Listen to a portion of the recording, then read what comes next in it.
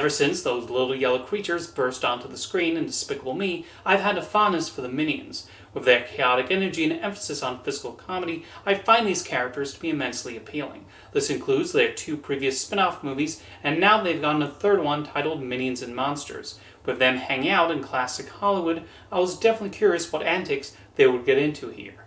Well, as someone with a fascination for that period in Hollywood history, Minions and Monsters was absolutely right up my alley, and I smiled through the whole thing. And I mean the whole thing. Without spoiling it, they do a clever thing with the Universal logo as well as the Illumination logo, and when it goes into the opening titles, it felt like director Pierre Coffin and his team specifically catered the movie to appeal to my taste. I'm such a sucker for tales about old Hollywood, and the 1920s setting especially allows for a lot of inspired gags that pay homage to the silent and early talkie period. I almost wondered if Damien Chazelle's Babylon served as a direct influence, as it depicts the craziness of that era. There's even a party scene featuring elephants, just like in Babylon. The Minions themselves obviously owe a lot to the great physical comedians of the silent era, and so we naturally get homages to Chaplin, Keaton, and Lloyd. There are also whole sections of this movie where the dialogue is entirely in Minionese.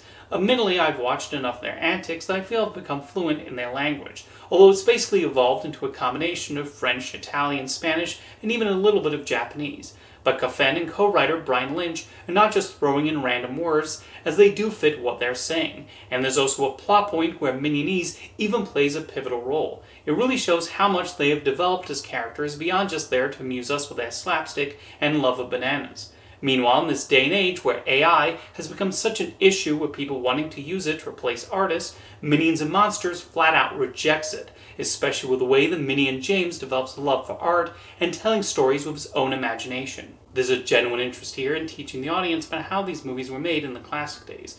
There's a wonderful scene where the Minions walk through the set and see the various stages necessary to putting a movie together. There are a few other historical nods to classic Hollywood that are nicely done, with the movie sequences replicating that old school style. And while it's focused on the silent era, the movie also finds a way to pay tribute to the likes of Orson Welles. Then you have the monsters in the title, including a little Cthulhu, voiced by Trey Parker, and they provide some laughs of their own, like the hilarious extended slapstick bit. There's another subplot here involving a different group of minions who decide to follow someone with ambitions of taking over the planet, and where this goes was actually quite sweet, with a storyline that would finally be the kind you might see in a movie comedy from the 1920s. And somehow the filmmakers also work in the suffragette movement. Seriously, this movie is just brimming with imagination, and I really like how all these elements came together. They even do something really clever and hilarious when the end credits start. I also have to shout out the production design, where you can tell they really studied the time period. From the streets of 1920s Los Angeles to the big Hollywood sound stages, there's so many great details that truly help bring it to life.